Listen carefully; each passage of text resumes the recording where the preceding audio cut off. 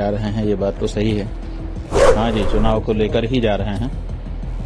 चुनाव होने वाला है बिहार में विधानसभा का। नमस्कार, स्वागत है आपका द न्यूज पर। मैं हूं आपके साथ शेरिन। अब बिहार में जो राजनीतिक लड़ाई है वो सिर्फ जेडीयू, आरजेडी या फिर बीजेपी या फिर प्रशांत किशोर की पार्टी के बीच ही नहीं, बल्कि अब इस बिहार इलेक्शन में हो चुकी है शंकराचार्य स्वामी अविमुक्तेश्वरानंद की एंट्री, क्योंकि अब उन्होंने बीजेपी का खेल बिगाड़ने के लिए इन पूरी सीटों यानी कि 243 सीटों पर चुनाव लड़ने का कर दिया है ऐलान, जिसके लिए कल से वो कई यात्राएं भी बिहार में शुरू करने वाले हैं।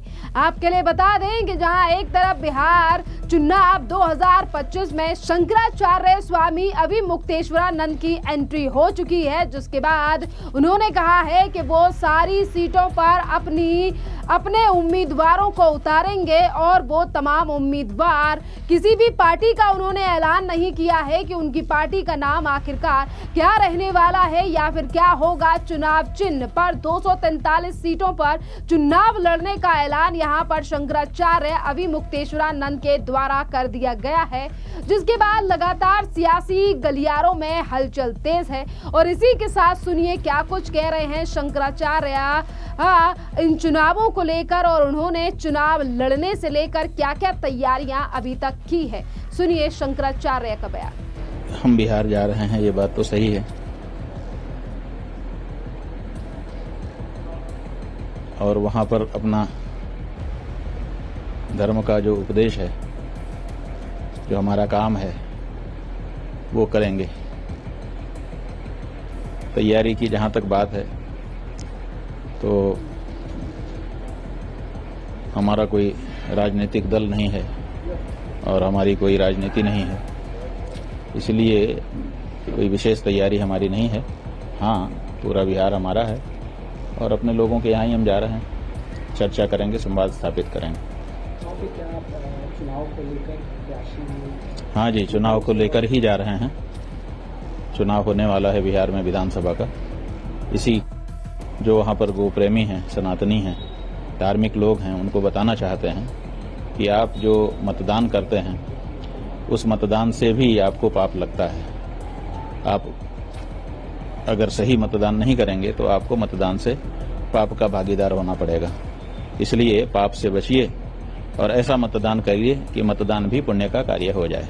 तो देखिए, आपने अभी बयान सुना कि किस तरीके से शंकराचार्य अविमुक्तेश्वरानंद का कहना है कि वो अभी तक अपनी पार्टी का नाम डिसाइड नहीं किया है और चुनाव चिन्ह जो भी चुनाव आयोग के द्वारा मिलेगा उसी पर वो चुनाव लड़ेंगे। और इसी के साथ उन्होंने पूरी सीटों पर चुनाव लड़ने का ऐलान कर दिया है। और आपके लिए बता दें कि इस बार जो शंकराचार्य है यानी कि अविमुक्तेश्वरानंद किन मुद्दों को लेकर इन बार चुनाव में उतरने वाले हैं। जी हाँ, दरअसल आपके लिए बता दें कि उन्होंने गौ रक्षा को लेकर भी बड़ी बातें कही हैं। उन्होंने कहा है कि गाय रक्षा की बात जो पार्टी करेगी उसी को लोगों को वोट देना चाहिए।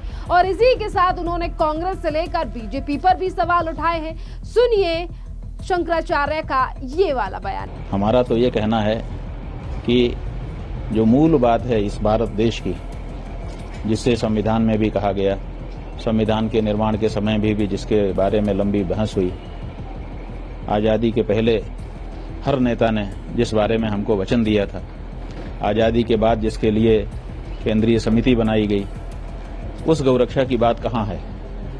बताए कांग्रेस, बताए भाजपा, बताए वहाँ की दूसरी जो क्षेत्रीय पार्टियां हैं, ये लोग तो इस बारे में चर्चा ही नहीं करना चाहती हैं। हमारा कहना है कि हम बहुमत में हैं और हम चाहते हैं कि गौहत्या बंद हो।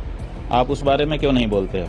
आप नए नए मुद्दे लेकर के आ जाते हो। चोरी हो रही है तो आप बचाइए ना। आपके भी तो लोग बूथ पर बैठते हैं। जब चुनाव होता है तो बूथ के बाहर तख्त लगा करके, स्टाल लगा करके हर पार्टी के लोग बैठते हैं, अपने अपने लोगों की पर्ची बनाते हैं। सबके पास मतदाता सूची होती है, उसमें कोई कमी है तो आप उसको बता दीजिए। तो आप नए नए मुद्दे उठा करके ले आते हैं। सवाल यह है कि हमारा जो मूल मुद्दा है, जिसके कारण भारत आजाद होना चाहता था, जिसके कारण भारत ने बलिदान किए और स्वतंत्र हुआ, उस गौ माता के मुद्दे का क्या हुआ?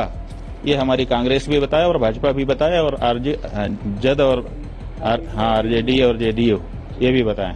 हम हर पार्टी से पूछ रहे हैं कि हमारे मूल मुद्दे का क्या हुआ, उस बारे में आप चर्चा करिए, बाकी बातें बाद में होंगी। तो देखा आपने कि किस तरीके से अब बिहार चुनाव में पूरी तरीके से चुनाव लड़ने के लिए तैयार है। शंकराचार्य स्वामी अभिमुक्तेश्वरानंद के द्वारा सीधे तौर पर कहा गया है कि वो तैयारियां कर रहे हैं। बिहार में भी गौ रक्षा को लेकर अब वो जल्द ही अपनी यात्रा शुरुआत करेंगे। और इसी के साथ आपके लिए बता दें कि आरजेडी, बीजेपी और तमाम राजनीतिक पार्टियों को लेकर वो सवाल उठा रहे हैं। और इसी के साथ साथ आपके लिए ये बता दें कि ये शंकराचार्य स्वामी अभिमुक्तेश्वरानंद ने एक तरफ तो बिहार में चुनाव लड़ने का ऐलान कर दिया है, जो लगातार बीजेपी के विरोध में तो रहते ही हैं और लगातार उन्होंने केंद्र सरकार को लेकर पहले भी सवाल उठाए हैं। पर यहाँ पर जो सबसे पहला सवाल आज सोशल मीडिया पर शंकराचार्य के चुनाव लड़ने के ऐलान के बाद उठाया जा रहा है वो ये है, क्योंकि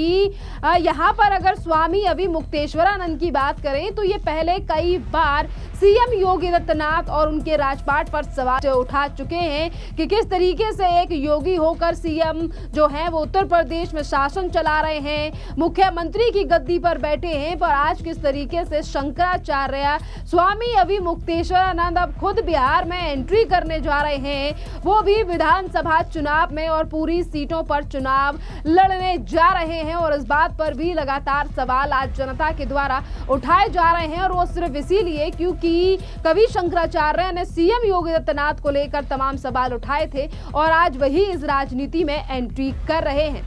आपके लिए बता दें कि इसी बीच शंकराचार्य स्वामी अभिमुक्तेश्वरानंद ने यह भी कहा कि गौ माता को राष्ट्रमाता बनाने का एक बड़ा मुद्दा हम उठा रहे हैं और ये मुद्दा किसी और ने नहीं बल्कि यहाँ पर स्वामी अभिमुक्तेश्वरानंद ने उठाया है। और इसी के साथ उन्होंने कहा है कि जो गौ रक्षा की बात करेगा उसे ही लोगों को वोट देना चाहिए।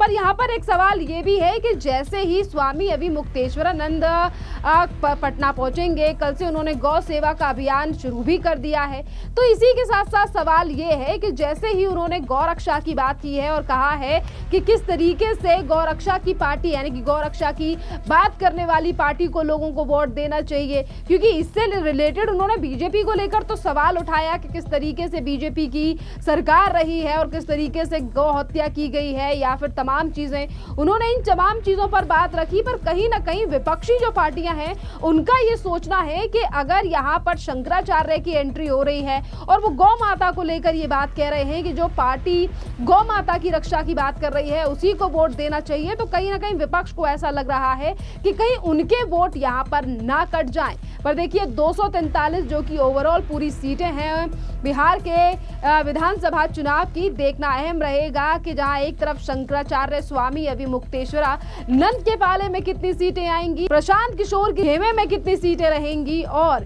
क्या इस बार बीजेपी सत्ता में आएगी या फिर किसी और पार्टी का चमकेगा सिक्का, क्योंकि इस बार का विधानसभा चुनाव काफी ज्यादा रोमांचक होने वाला है जिस तरीके से लगातार बिहार में बढ़ रहे हैं प्रत्याशी और पार्टी।